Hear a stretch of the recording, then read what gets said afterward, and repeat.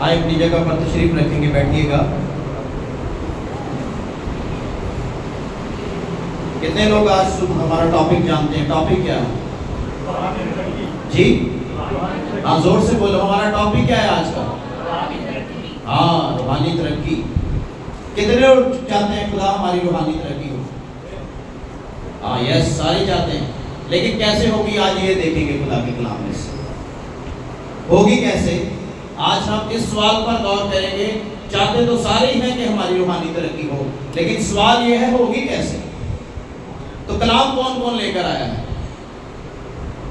हवाला कटो, हम पढ़ते हैं खुदा का कलाम। दूसरा पतरस पहला बाब 3 से 8 आयत पढ़ें और बरकत पाएं, क्योंकि कलाम हमें तसल्ली भी देता है और कलाम हमें तरक्की भी देता है। आमीन। दूसरा पतरस पहला बाब 3 आयत से लेकर 8वीं आयत तक खुदा के मुकद्दस कलाम में से तिलावत करेंगे। बच्चों को जरा कंट्रोल करें, हवाला निकालिएगा।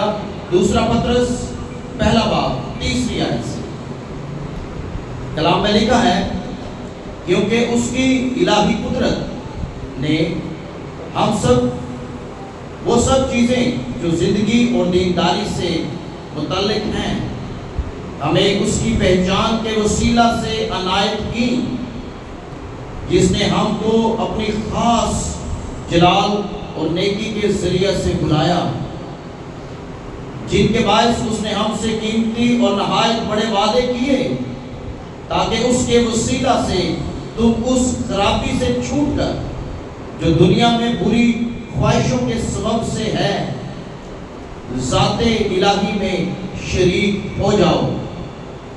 बस इसी सबब से तुम अपनी तरफ से कमाल कोशिश करके अपने ईमान पर नेकी और नेकी पर मार्फत और मार्फत पर परहेजगारी और परहेजगारी पर सब्र और सब्र पर दीनदारी और दीनदारी पर बरादराना उल्फत और बरादराना उल्फत पर मोहब्बत बढ़ाओ, क्योंकि अगर ये बातें तुम में मौजूद हों और ज़्यादा भी होती जाएं तो तुमको हमारे खुदावंद यीशु की पहचान में बेकार और बेफल ना होने देंगी। खुदावंद के पाक कलाम के पढ़े, सुने और समझे जाने पर खुदा की बरकत हो। सब कहेंगे खुदावंद का शुक्र हो।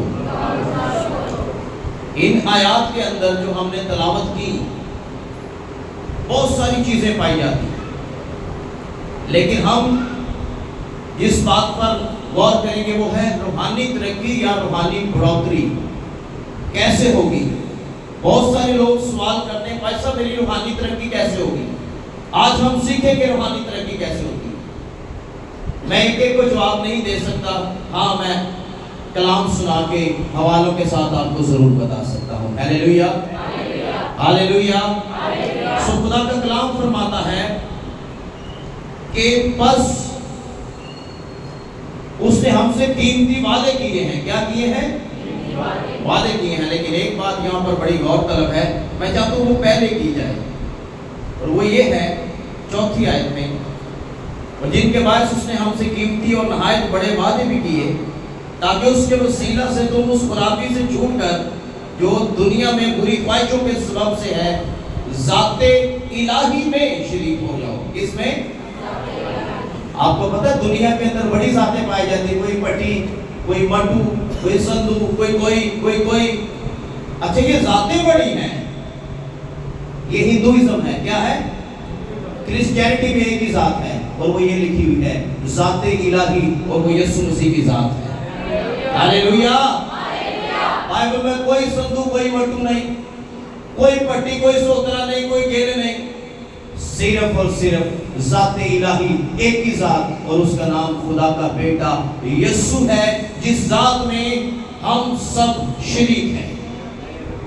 तालियां बजा सकते कोई?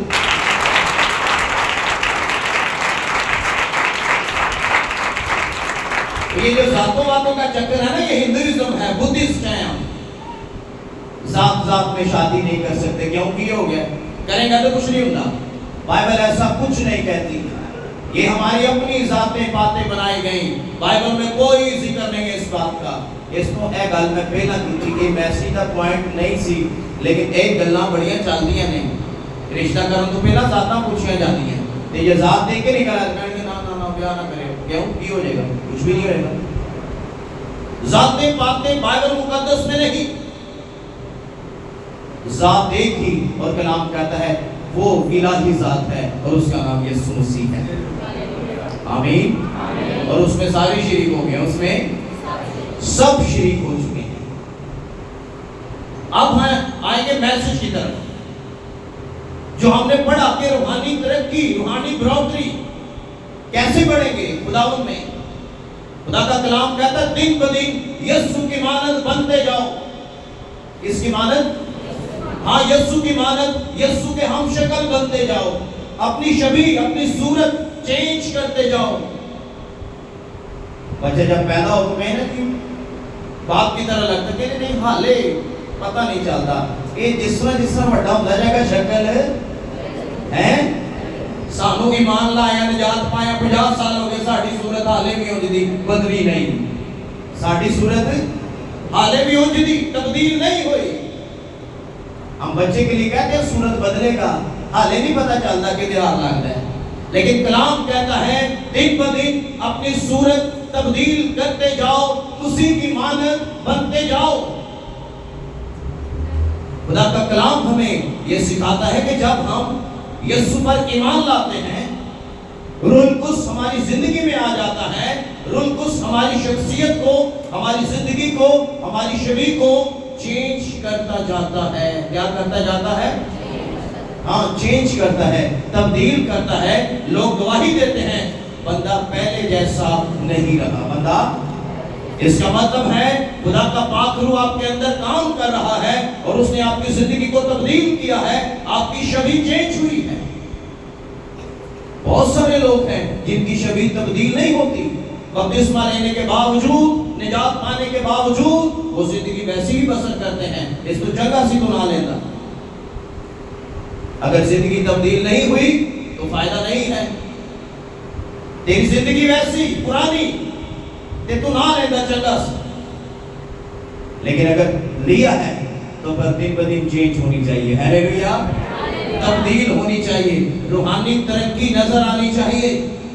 इसलिए खुदा का कलाम फरमाता है इलाही कुदरत और दीनदारी की जिंदगी ये खुदा की तरफ से हमें दी गई है। आप कैसे रूहानी तरक्की कर सकते हैं?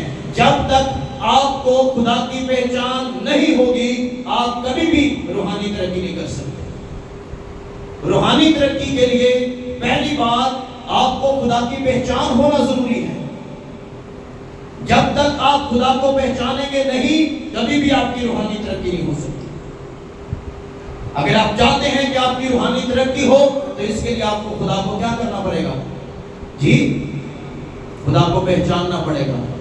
और जब आप खुदा को पहचानेंगे, उसकी पहचान में बढ़ेंगे, तो कलाम फरमाता है आपकी रूहानी तरक्की होनी शुरू हो जाएगी। आमीन, हालेलुया। जरा जोर से कहेंगे हालेलुया। इसलिए खुदा की पहचान में बढ़ना चाहिए। हमें अपनी जिंदगी पूरे तौर पर खुदा को देनी चाहिए। और दूसरी बात, जब तक आप निजात नहीं पाते, जब तक आप निजात नहीं पाते, जब तक आप यीशु को कबूल नहीं करते, आप खुदा की पहचान में नहीं बढ़ सकते। खुदा की पहचान में बढ़ने के लिए खुदावंद यीशु मसीह को कबूल करना पड़ेगा। और जब आप मसीह को कबूल करेंगे, रूह कुस आपकी जिंदगी में आएगा, वो रूह कुस आपकी रूहानी तरक्की का वसीला बनेगा। हालेलुया।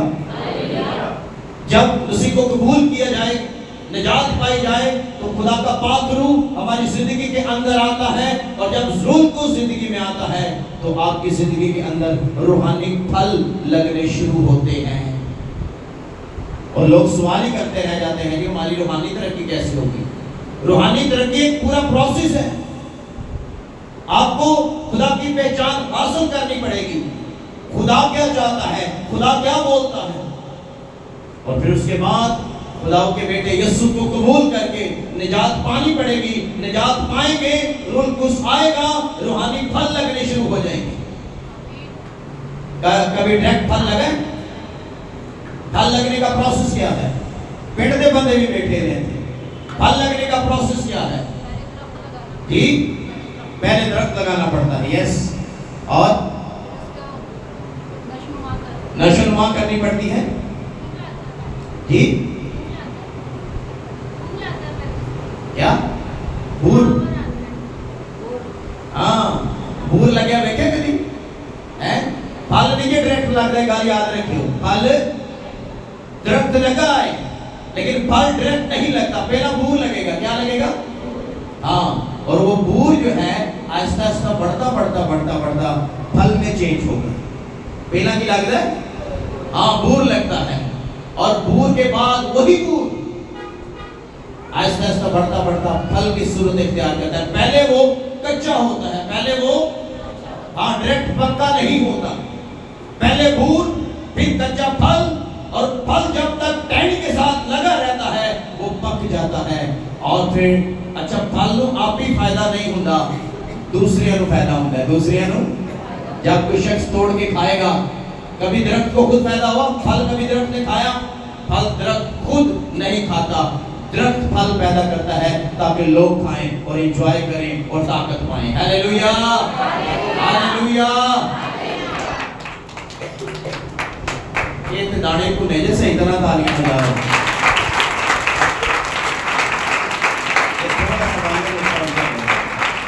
थोड़ा सवाल में बढ़ाएं। सो खुदा का कलाम फरमाता है, खुदा बाप ये चाहता है कि हम ज़ाते इलाही में शरीक हो जाएं और खुदा की पहचान में बढ़े।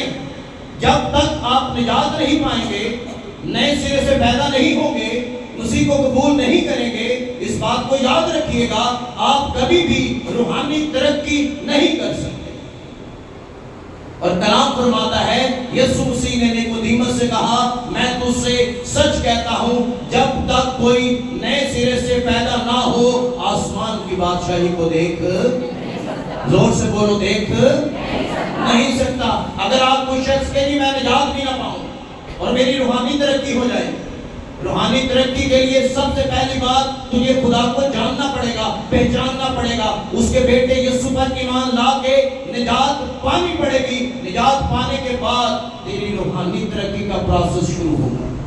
जैसे मैंने बताया कि दरख्त लगाया जाता है, नशोनुमा की जाती है, और फिर उसको भूर लगता है, डायरेक्ट फल कभी नहीं लगा।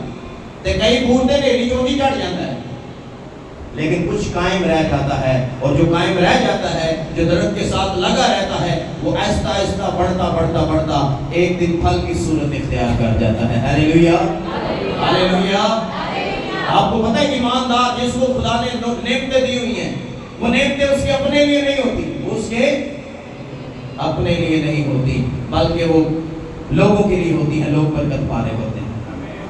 पौधा जो लगाया जाता है, जो फल है, वो उसके अपने लिए नहीं होता, वो लोगों के लिए होता है। Hallelujah, hallelujah. इसलिए मेरे अजीजों, खुदा का कलाम फरमाता है, खुदा हमें क्यों बुलाता है, खुदा क्यों चाहता है कि हम आए, उसकी पहचान को हासिल करें। पहला थेसलोनिकियों 2 बाब 12 की आयत पढ़े जरा जल्दी से जी।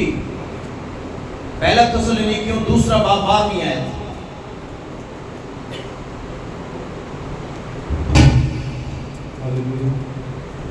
जी। और उसी के साथ बपतिस्मा में दफन हुए। पहला थेसलोनिकियों 2 बाब 12 की आयत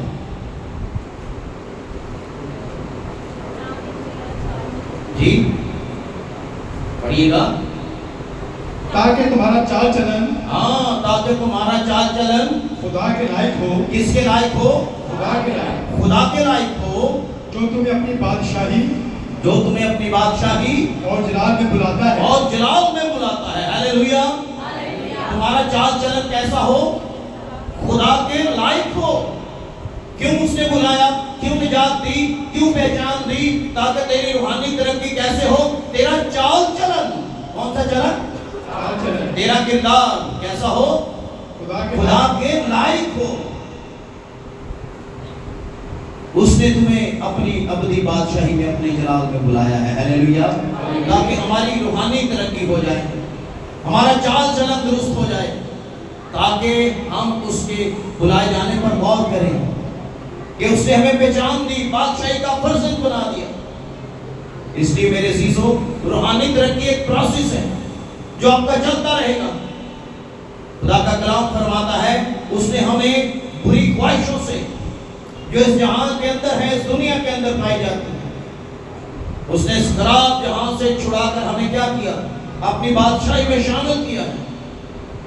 इसलिए खुदा चाहता है कि हम क्या करें? हम परहेजगारी की जिंदगी बसर करें। कौन सी जिंदगी? हाँ, दीनदार शख्स परहेजगारी करता है, परहेजगारी की जिंदगी जमीन पर बसर करता है। और जब आप परहेजगारी की जिंदगी बसर करते हैं तो आपकी जिंदगी में रूहानी नेमतें, रूहानी फल लगने शुरू हो जाते हैं। Hallelujah, hallelujah.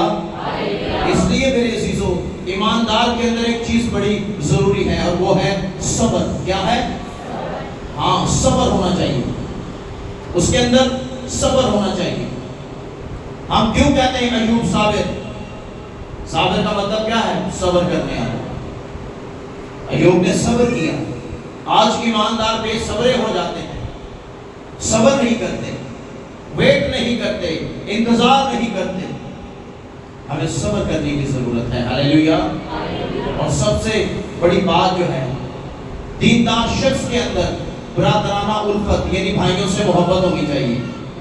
कौन सी मोहब्बत? हाँ, भाइयों से मोहब्बत बड़ी जरूरी है कि आपस में हमारी क्या हो? आपस में हाँ, बरादराना उल्फत, बरादराना मोहब्बत। दीनदार शख्स अगर उसके अंदर बरादराना मोहब्बत है, खुदा उसकी जिंदगी के अंदर रूहानी तरक्की जरूर देगा। हालेलुया। अगर मोहब्बत नहीं तो बंदा भुलेखे से उसकी रूहानी तरक्की नहीं हो सकती। आगे चल के हम इसको क्लियर कर देंगे कि अगर मोहब्बत नहीं है तो बंदा भुलेखे में ना मारा जाए, वो कभी भी रूहानी तरक्की नहीं कर सकता। हालेलुया। अब हम आएंगे ऐसे काम जो हमें रूहानी तरक्की से रोकते हैं। ऐसे काम जो हमें रूहानी तरक्की से 15 काम हैं। कितने? नोट करो, 15 काम नोट लिखो अपने पास ताकि कभी भूले ना। लिखो इसको। 15 काम मैं आपको बाइबल में से गिनवाने लगा हूं जो आपकी रूहानी तरक्की को बांध के रखते हैं, कभी नहीं हो सकती। अगर वो एक काम भी तेरी जिंदगी खोया, तेरी रूहानी तरक्की कभी नहीं हो सकती। इसको नोट डाउन करो। पहले हवाला करो, गलतियों का खत 5वां बाब 19 से 23 आयत। जरा पढ़ेंगे इसको, गौर करियो एक एक लफ्ज से। मैं चाहता हूं इसको हम सीखें। आज का कलाम जो है ये टीचिंग है। गलतियों का खत पौलुस रसूल का, जो उसने गलतियों की कलीसिया के नाम लिखा, 5 बाब 19 से 23 आयत। अब जिस्म के काम तो जाहिर हैं। हाँ जी, किसके काम? जिस्म के काम हाँ, जाहिर हैं। यानी हरामकारी, पहली बात हरामकारी, नापाकी, शहवत परस्ती, बुत परस्ती, जादूगरी, अदावतें, झगड़ा, हसद, गुस्सा, फिरके, जुदाइयां, बिद्दतें, बुग्स, नशाबाजी, नाच रंग और इनकी माने। इनकी बाबत मैं पहले से कह देता हूँ, जैसा कि पेशतर जिता चुका हूँ कि ऐसे काम करने वाले खुदा की बादशाही के वारिस ना होंगे। इसको यहाँ हम होल्ड करेंगे, स्टॉप करेंगे। आगे हम 22 में ऐसे बात को पढ़ेंगे। पहले हम इन बातों पर गौर करें जो हमारी रूहानी तरक्की में रुकावट है। पहली बात, नोट लिखें इसको, हरामकारी यानी बदकारी, बदफेली, जिनाकारी। ऐसा शख्स जिसकी जिंदगी के अंदर ये है, जो कभी भी रूहानी तरक्की नहीं कर सकता। जो बदकारी यानी हरामकारी करता है, बदफेली करता है, उसकी जिंदगी के अंदर कभी भी खुदा उसको रूहानी फल कभी नहीं लगाएगा, कभी उसकी जिंदगी रूहानी तौर पर आगे नहीं बढ़ेगी। वो जहां है वहीं ही रह जाएगा। इसलिए हरामकारी से बचो। ये पहली बात है। दूसरी बात नापाकी है। क्या है? नापाकी यानी नजिस, गंदगी, गंदे ख्याल सोचों के अंदर जो हर वक्त घूमते रहते हैं, तो इन्हीं ख्यालों से यानी उस नजिस को लेकर, नापाकी को लेकर, गंदगी को लेकर तू खुदा के पाक हुजूरी में आ गया है। ऐसा शख्स जिसके अंदर बुरे ख्याल है, गंदी शहवतें हैं, वो कभी भी खुदा के हुजूर से रूहानी तरक्की नहीं हासिल कर सकता। ये दूसरी गल, नापाकी ये इंसान को क्या करती है? नापाक करती है। तू पाक खुदा के हुजूर आया है, लेकिन तेरी सोच नापाक है, तेरे ख्याल नापाक हैं। इसलिए तेरी सोच अगर गंदी है तो वो खुदा कभी भी तुझे रूहानी फल नहीं लगाएगा, तेरी रूहानी तरक्की कभी नहीं हो सकती। इस बात को याद रखिए। इसलिए मैं जल्दी से इन 15 बातों के ऊपर रोशनी डालूंगा, मुख्तसर, थोड़ी थोड़ी।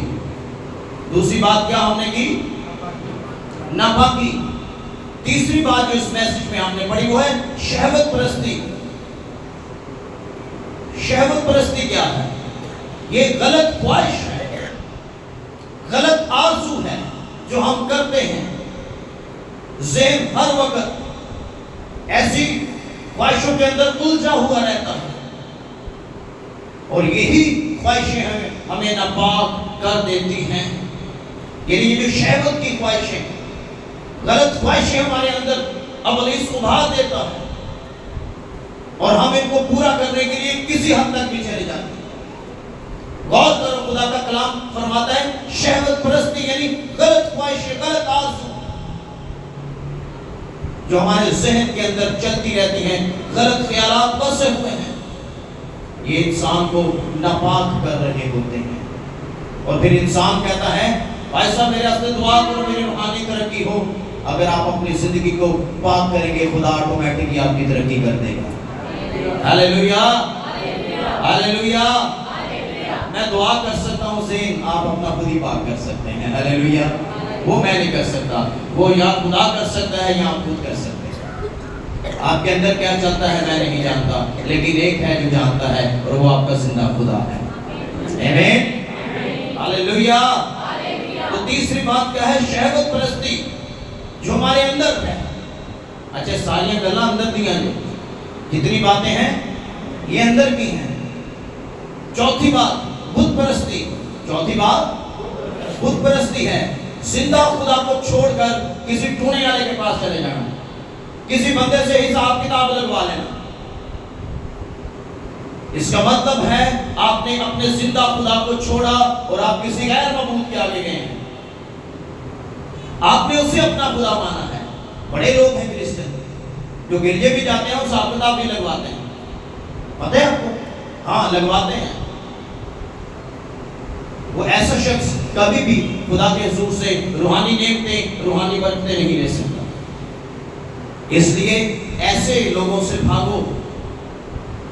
यानी बुत परस्ती, बुतों की पूजा। आपको पता है लोगों ने अपनी जिंदगी में बड़े बड़े बुत बनाए हुए हैं, है ना? कितने लोग हैं जो कहेंगे शुक्र है मैं बुत परस्ती नहीं कर रहा। कौन कौन करता है? कोई भी नहीं करेगा। लेकिन मैं आपको बताऊं हम करते हैं, हम करते हैं। हाँ, जिस चीज को आप ज्यादा प्यार करते हैं खुदा से भी ज्यादा, वो आपकी जिंदगी का बुत है, वो आपकी जिंदगी का। और आजकल सबसे ज्यादा प्यार किससे किया जाता है? हाँ, सारे पता है क्या? सारे बड़ा बुत जी लोग करके नहीं, हम तो खुदा का शुक्र है, हम कौन सी बुत परस्ती, हम तो जिंदा खुदा को मानते हैं। तेरा बुत है और तेरी आंख भी नहीं हाले खुली होंगी, तू मेरा इन्हों देखना है, तेरी आंख खुले पे ना खुदा को सजदा कर। Hallelujah, hallelujah. पूरा एक देखने का आता मैसेज नहीं आया करता। हाँ, सब तो पहना उठते ना ली, हाले अखा भी नहीं खुली होंगी, लोग यहाँ भेजते हैं, व्हाट्सएप खुले हमने पहना। इसलिए गौर करो, बुत हैं। अभी मैं आपको गिनवाना शुरू करूं तो आप मानेंगे हाँ ये भी बुत है। लेकिन इतना टाइम नहीं है। मैं चाहता हूं हमारे टाइम ड्यूरेशन के अंदर ये बातें हम उनको सीखें। बुत परस्ती, और फिर हम कहते हैं नहीं हम तो नहीं करते, शुक्र है खुदा का। लेकिन बहुत सारे बुत हैं, बहुत सारे बुत हैं जिंदगी के अंदर। पांचवी बात, जादूगरी। मैं कभी कभी हैरान हो जाता हूं अपने लोगों को देखकर कि हमारे लोग भी ऐसा काम करते हैं।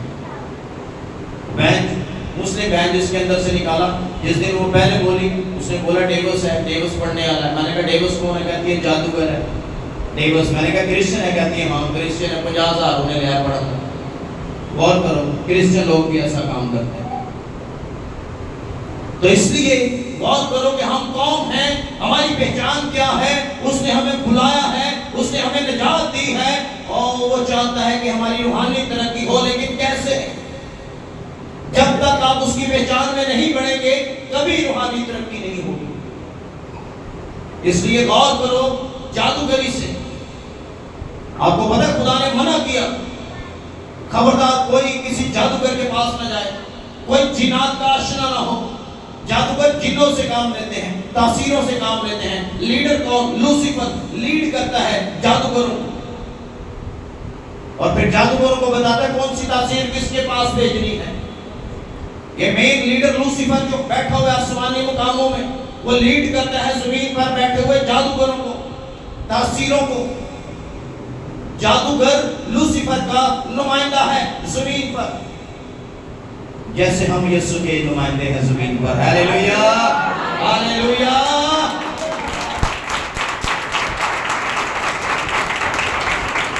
इसलिए ये बड़ा जरूरी है कि हम देखें कि हम कैसे जिंदगी बसर करते हैं।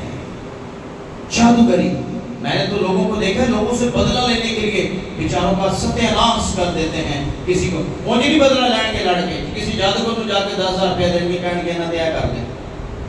किसी बच्चे को टारगेट कर देंगे, किसी बच्ची को टारगेट कर देंगे, किसी बहन को किसी भाई को टारगेट कर देंगे, खानदान को तितर बितर और बर्बाद कर देंगे। ऐसे खतरनाक लोग भी क्रिश्चियनिटी के अंदर पाए जाते हैं। आप भी बदला नहीं लेंगे, जाके जादूगर को 10,000 दे लेंगे, कहेंगे इस खानदान को बर्बाद कर। और करो जादूगरी, और फिर हम कहते हैं नहीं हम तो जिंदा खुदा को मानते हैं, लेकिन हमारे काम बता रहे होते हैं कि हम किसको मानते हैं। हालेलुया।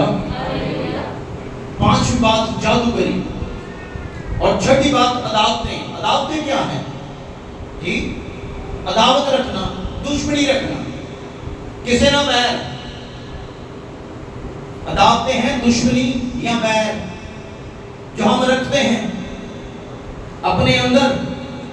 बुरा सलूक, कभी किसी का अच्छा नहीं चाहना, कोशिश करनी किसी ना किसी तरीके किसी मोड़ उठेगी, यानी अदावत तेरे अंदर है उस बंदे के लिए। ऐसा बंदा जो अपने अंदर लोगों के लिए अदावत रखता है, वो कभी ना सोचे खुदा रूहानी फल उसको लगाएगा, उसको कभी रूहानी फल नहीं लगेगा। एक पूरी लिस्ट ये कमा दी, उन्हें कह दी मानद और भी है नहीं, लेकिन 15 ही नहीं, फिलहाल इन्हें ते गौर कर लो। इसलिए मैंने कहा इनको नोट डाउन करो, चेक करो हमारे अंदर कितनी लिस्ट है, कितने हैं नहीं तो कितने रह गए नहीं। कलाम फरमाता है अदावतें, और यीशु मसीह ने मत्ती की इंजील 5वें बाब में कहा तुम सुन चुके हो, ये कहा गया था कि अपने पड़ोसी से मोहब्बत रख और अपने दुश्मनों से अदावत रख। लेकिन मैं तुमसे कहता हूं अपने दुश्मनों से मोहब्बत और अपने सताने वालों के लिए दुआ करो। हालेलुया। कैसी तालीम है। कहते हैं पड़ोसी से रखो या ना रखो, बोलो तो सही, कलाम की गल है। अपने पड़ोसी से सारे नाल लड़ाई पड़ोसी नाल, सब लोग ज्यादा लड़ाई किदे नाल? पड़ोसी दे नाल। लेकिन कलाम कहता है अपने पड़ोसी से और अपने सताने वालों के लिए।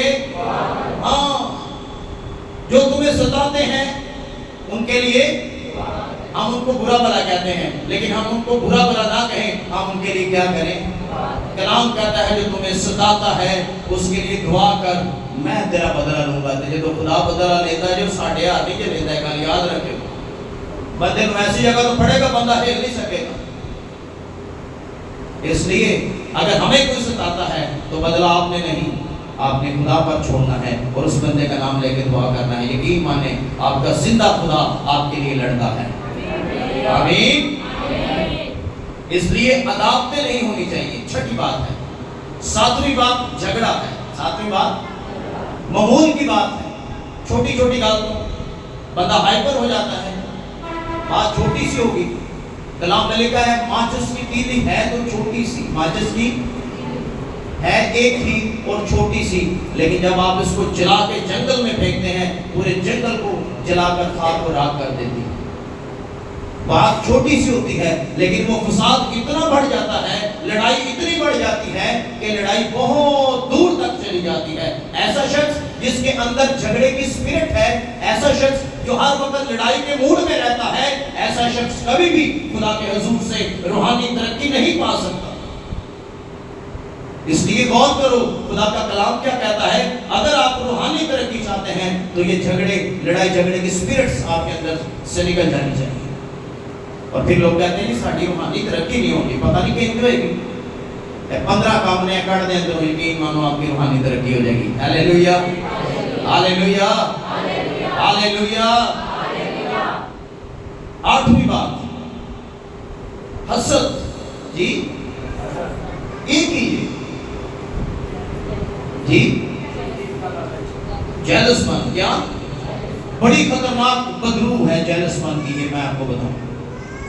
खतरनाक स्पिरिट है, किसी से सड़ना। पंजाबी अक्सर लोग कहते हैं ना सड़ना रीस कर ले, हम जलते रहते हैं, हम रीस नहीं करते। भाई इससे बेहतर है तू रीस कर ले, गुनाह नहीं है। लेकिन अगर तू जलता है, हसद करता है, ये हसद की बदबू तेरे अंदर पाई जाती है, जेलसी की स्पिरिट।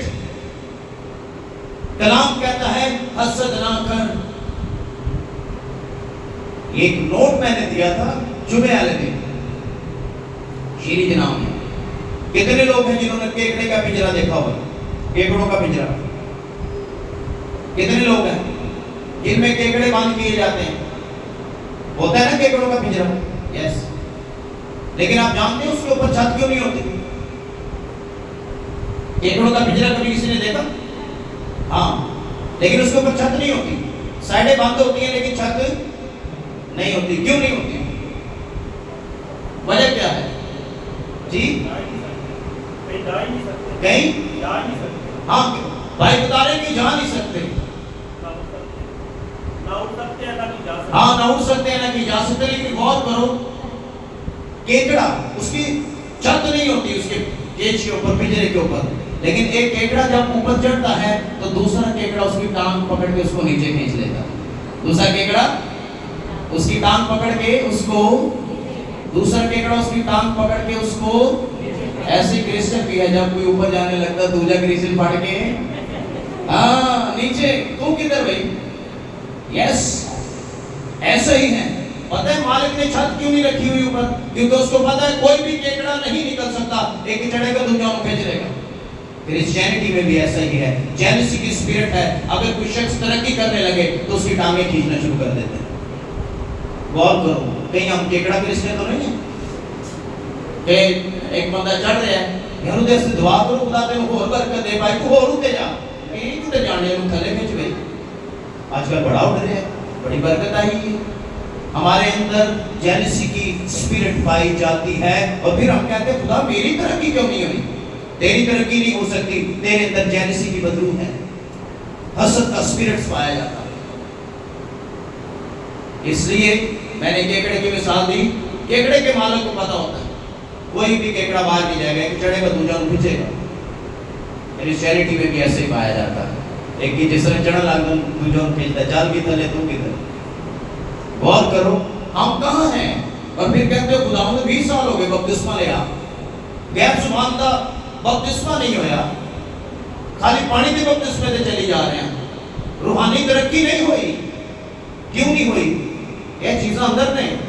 जब तक ये चीजें आपके अंदर हैं, यकीन माने आपकी तरक्की नहीं हो सकती। इसलिए आज मैंने इसके ऊपर टाइम लगाया कि मैं 1 बाय 1 करके ये चीजें आपको जरूर बताऊं। और फिर हम कहते हैं खुदा हमारी रूहानी तरक्की हो। तो इसलिए अगर आप चाहते हैं तो फिर हसद को क्या करो है? जब कोई शख्स आपके सामने बढ़ना शुरू हो तो यकीन माने आप उसे कहे खुदा भाई या बहन खुदा तुझे और बरकत दे। यकीन माने जब आप दूसरों को बरकत देते हैं वो बरकत पलट के आपके ऊपर आती है। ए राज है मैं जिन्हीं लोगों से बरकत मांगना खुदा उन्हीं को देता। आप लोगों के लिए बरकत चाहें, आप लोगों के लिए हाँ बरकत चाहें, यकीन माने लोगों के लिए बरकत मांगे भी खुदा आपको बरकत देगा। ए राज है ये आज मैं तो अंदर से ये राज है लोगों के लिए बरकत, अपने लिए नहीं लोगों के लिए मांगो। जो आप लोगों के लिए मांगेंगे पलट के खुदा वो आपको देगा। Hallelujah hallelujah. ये 8वीं बात हसद, गुस्सा 9वीं बात गुस्सा भी बड़ा आता बंदे में। कलाम कहता है गुस्सा तो करो लेकिन गुनाह। क्या ऐसा हो सकता है कि आप गुस्सा करें और गुनाह ना करें? कितने लोग कहते हैं मैं गुस्सा से बड़ा करना लेकिन मैं गुनाह। कोई है ऐसा शख्स जो कहे जी मैं गुस्सा करना लेकिन मैं गुनाह नहीं करता? गुस्से में पता नहीं कौन कौन सी गलत बातें आपके मुंह से निकलती हैं और फिर कहते हैं नहीं मैं गुनाह नहीं करता, मैं गुस्सा जरूर करता, मैं गुस्सा। लेकिन कलाम मना करता है। कलाम अगर गुस्से की स्पिरिट है तो इसे दूर कर। रूहानी तरक्की में रुकावट है, रूहानी तरक्की में रुकावट है। गुस्सा दूर कर अपनी जिंदगी से। खुदा बरकत देना चाहता है और फिर हम कहते हैं खुदा रूहानी तरक्की के रुकी, गुस्सा दूर कर। ये नामी गल है। कलाम कहता है गुस्सा तो करो पर गुनाह। हाँ सूरज के डूबने तक तुम्हारी खफगी दूर हो जाए जाती रहे।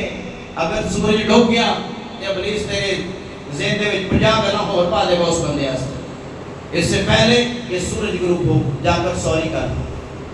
असि माफी भी तो नहीं मांगते, गलती भी साडी हो असि कहने नहीं माफी अगला बंदा मांगे। माफी गलती भावे मेरी है लेकिन माफी अगला बंदा मांगे। यकीन माने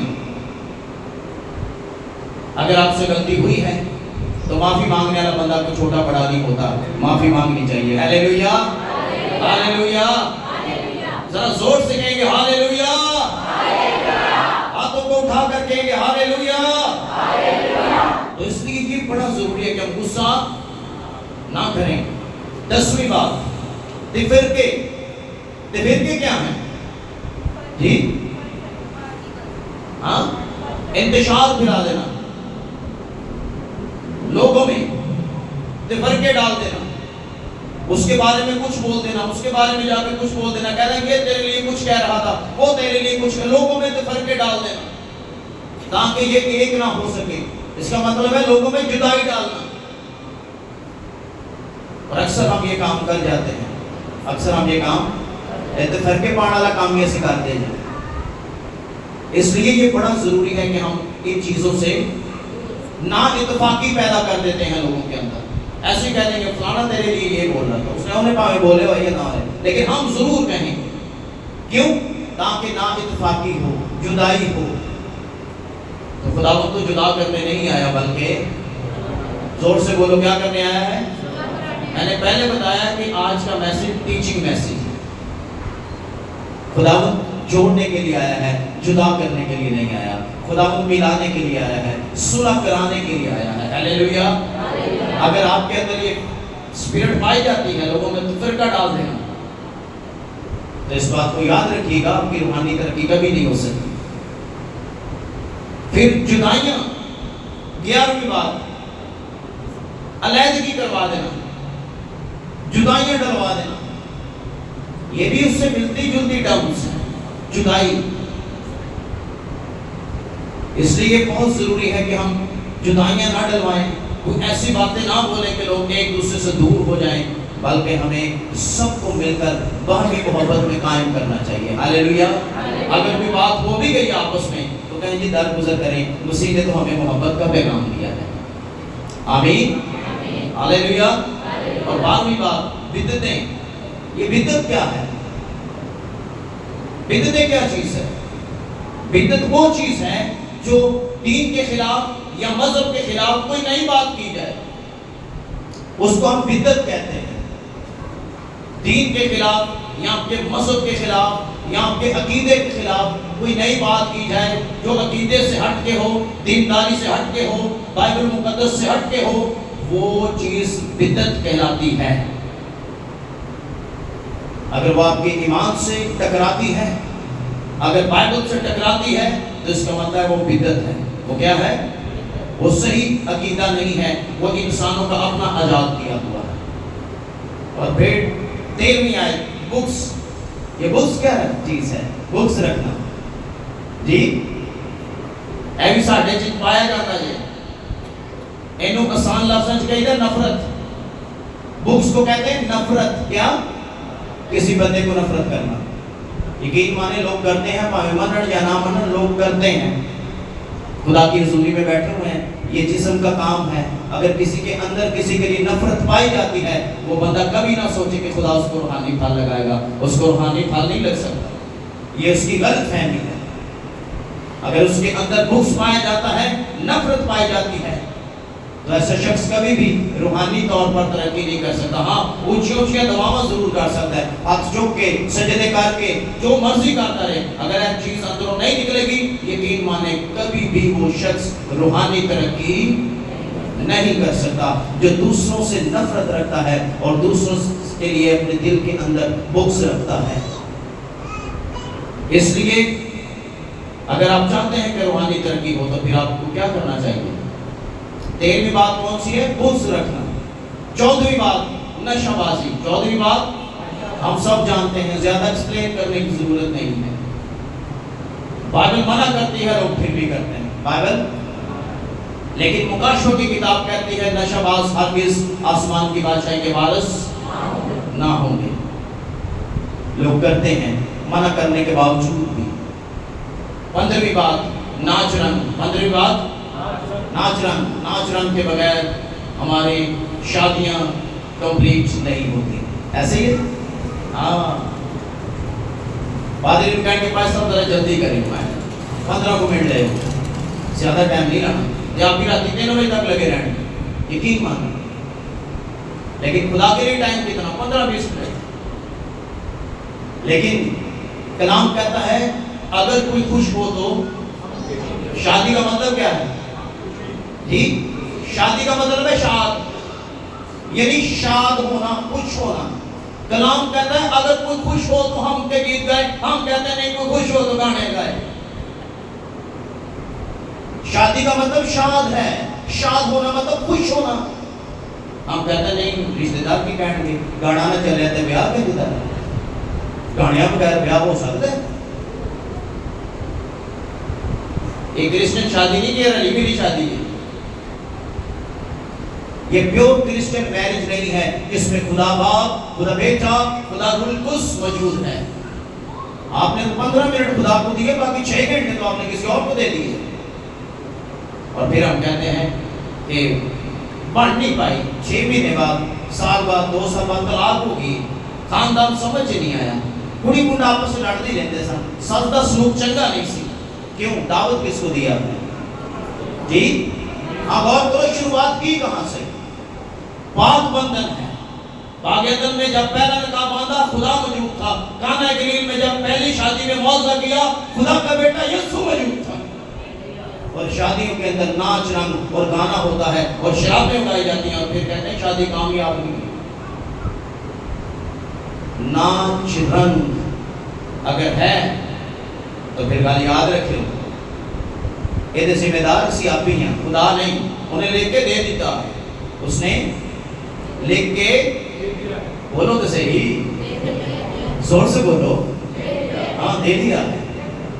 हालेलुया, हालेलुया। 5 मिनट और लेंगे बस। ये 15वीं बात थी कि अगर तू खुश हो तो फिर क्या करें? हम के हाँ गीत गाएं। अगर हम निजात पा चुके हैं तो फिर भी ये बातें अंदर हैं, आज इकरार करना पड़ेगा। आज इकरार अगर पहला नहीं तो सुने तो कोई गल नहीं, लेकिन आज सुन लिया, 15 गल्लां याद रखनी है। अगर आपने याद किया, आपने है बपतिस्मा लिया है, तौबा की हुई है, और ये 15 की 15 चीजें पूरी लिस्ट आपके अंदर है, तो फिर आपको इकरार करना पड़ेगा, खुदावंद ऐ शमा मेरे अंदरों काट, जेलसपन दी स्पिरिट, हसद दी स्पिरिट, जुदाई दी स्पिरिट, शहवत परस्ती दी स्पिरिट, जादूगरी दी स्पिरिट, बुत परस्ती की स्पिरिट, ये मेरे अंदरों काट। इकरार करें, यकीन माने खुदा आपको बहाल करेगा, क्योंकि कलाम कहता है वो माफ करने की कुदरत रखता है। आमीन। और अगर आप निजात नहीं पाई अभी तक, तौबा नहीं की, बपतिस्मा नहीं लिया, तो यकीन माने इन चीजों के अंदर आप जिंदगी बसर कर रहे हैं। आप तौबा करें, निजात पाएं। जैसे जैसे आप मसीह की पहचान में बढ़ते जाएंगे, ये चीजें आपको छोड़ती चली जाएंगी और ये खत्म होती जाएंगी। Hallelujah, hallelujah, hallelujah. इसलिए मेरे अजीजों, ये बड़ा जरूरी है। रूहानी तरक्की की शिनाख्त क्या है? आखिरी बात करूंगा, रूहानी तरक्की की शिनाख्त क्या है? आ जाए जरा गलतियों के खत में आ जाए, जो हवाला हमने पढ़ा तो उसी में आए। अब इसकी पढ़िएगा नीचे 22 में आया। मगर रूह का फल मोहब्बत। हाँ, रूह का फल मोहब्बत। रूहानी तरक्की की शिनाख्त क्या है? अगर आपकी जिंदगी निजात याफ्ता है, ये समंदर है, तो रूह का पहला फल क्या है? मोहब्बत। और गला गिनी जाए, रूह का पहला फल मोहब्बत, खुशी। हाँ, खुशी भी होगी अंदर। जेब की तेरी रुपया है या नहीं, पर्स तेरा खाली है या भरिया, तू खुश रहेगा। इत्मीनान। इत्मीनान से रहेगा। खुशी भी है, मोहब्बत भी है और इत्मीनान भी है। तहम्मुल। तहम्मुल से आमीन, किसी से गले नहीं पहलेगा, तू तहम्मुल से रहेगा, गल बर्दाश्त करेगा। मेहरबानी। मेहरबानी। नेकी। नेकी। ईमानदारी। ईमानदारी। इल्म। इल्म। परहेजगारी। परहेजगारी। कितने काम हैं? वो कितने सन हैं? हाँ, एक ही में नो। खुदावंद चाहता है कि हमारी जिंदगी में क्या हो? मोहब्बत हो, एक दूसरे के लिए, आपस में, मोहल्ले वालों के लिए, रिश्तेदारों के लिए, कलीसिया के मेंबर्स के लिए मोहब्बत। दूसरी बात, खुशी हो। कई लोगों की खुशी आरजी परमानेंट नहीं, उन्होंने खुशी पर्स पर डिपेंडेबल। पर्स पर या के बंदा खुश, पर्स खाली ते बंदा है रुसिया रुसिया ने है जला तुझे पता नहीं की हो गया ते कारोबार भी नहीं निकलता। क्यों? आज मेरे को पैसा कोई नहीं, आज मेरे को हाँ पैसा को नहीं। अरे अगर तू खुदा का मानने वाला है तो खुदा उनमें खुश रहे, जिन्हें तेरा पर्स खाली किया पर भी आपकी दवेगा। हालेलुया।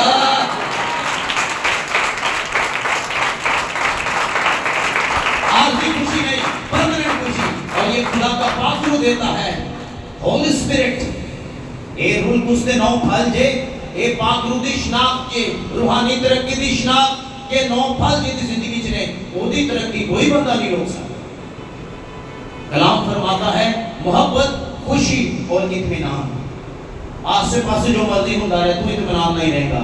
वही वबा तेरे खैमे के नजदीक ना आएगी। आप तसल्ली में, आप इत्मीनान में रहेंगे, फिर आप तहम्मुल में भी रहेंगे। लोग कहेंगे यार बंदे जो बड़ा सब्र से, बड़ा तहम्मुल सी भी क्या समझे। ऐसा तहम्मुल कौन देता है? खुदा का पाक रूह। और ये तहम्मुल करना, मैं आपको बताऊं, रूह उसका फल है, ये कोई आम चीज नहीं है। अगर कोई बंदा तहम्मुल करता है, आपकी कड़वी बातें सुन के तहम्मुल में रहता है, इसका मतलब है खुदा का पाक रूह का ये तहम्मुल का फल उसके अंदर काम करता है। हालेलुया। वरना तो आजकल हर बंदा ही गुस्से आ रहा है।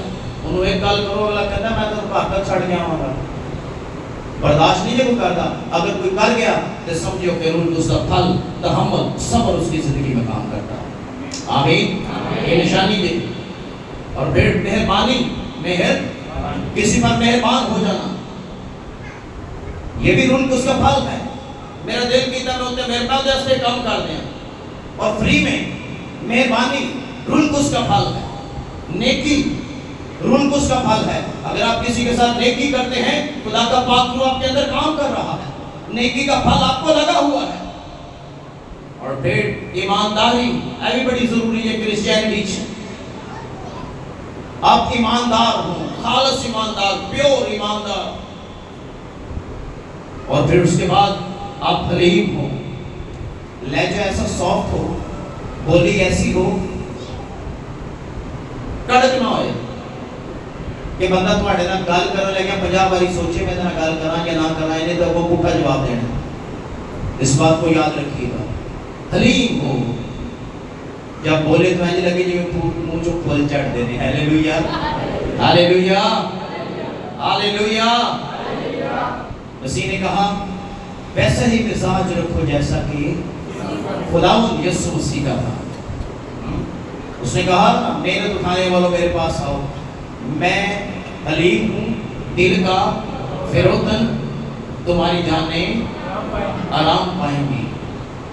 तो अगर आप सॉफ्ट स्पोकन हैं, प्यार से बोलने वाले हैं, लहजा अच्छा है, खूबसूरत है, तो उसका मतलब है हलीम है, रुका फल काम करता है। और अगर आपकी बोली ठीक नहीं है, लोगों में नहीं मतलब उल्टे पुल्टे जवाब देते हैं, तो इस बात को याद रखिएगा, आप हलीम नहीं हैं, रुका फल आपकी जिंदगी में काम नहीं करता। और परहेजगारी है सब तो जरूरी चीज, परहेजगारी, हर किस्म की परहेजगारी, हर चीज से बचो, हर चीज से परहेज करो, चाहे वो नशा है, चाहे वो कोई और चीज है, हर चीज से बचना चाहिए, परहेजगारी की जिंदगी बसर करो। इसलिए खुदा का कलाम फरमाता है, मैं तुम्हें दूसरा मददगार दूंगा, मैं बाप से दरख्वास्त करूंगा, वो तुम्हें दूसरा मददगार देगा, जो अब तक तुम्हारे साथ तुम्हारे अंदर होगा, ताकि वो तुम्हारी मदद करे, ताकि तुम इन सारी चीजों पर गालिब आओ और उसके फल रूनुमा हो जाए। Hallelujah, hallelujah, hallelujah. इसलिए मेरे अजीजों, खुदा का कलाम हमें रूहानी तरक्की के बारे में बताता है कि जब तक हम मसीह की पहचान में, खुदा की पहचान में नहीं बढ़ते, निजात नहीं पाते, हमारी रूहानी तरक्की नहीं होती। इसलिए कलाम फरमाता है, अगर हम रूह के सबब से जिंदा हैं तो रूह के मुआफिक चलना भी चाहिए। रूह के मुआफिक, मैं चाहता हूँ ये दो आयतें पढ़ने बड़ी खास हैं, गलतियों 5वां बाब 25 और 26 आयत, इसके बाद हम दुआ करेंगे। जी पढ़िएगा। अगर हम रूह के सबब से जिंदा हैं, अगर हम रूह के सबब से जिंदा हैं तो रूह के मुआफिक चलना भी चाहिए। रूह के मुआफिक चलना भी चाहिए। हाँ, चलना कैसे चाहिए? रूह के मुआफिक चलना भी चाहिए। हम बेजा फख्र करके ना एक दूसरे को चढ़ाएं, बेजा फख्र करके एक दूसरे को ना चढ़ाएं, ना चढ़ाएं, ना एक दूसरे से जलें, ना एक दूसरे से जले। है भी बड़ी खास है ये, बंदा एक दूसरे को सड़ा गया होता है, जेलसपन, जैसे मैंने बताया हसद, जेलसपन है, जेलसी की स्पिरिट है, ये बैड स्पिरिट है, बदरू है जेलसी की, जो बंदे में काम कर रही होती है, और ये पता चल जाता है कि इसके अंदर जेलसी की स्पिरिट है। बेजा फख्र ना करो और ना ही एक दूसरे से जलो, और ना ही एक दूसरे को चढ़ा के कोई काम करो। ये खुदा का कलाम है। हालेलुया। अगर रूह के सबब से जिंदा है तो फिर रूह के मुआफिक चलना भी चाहिए।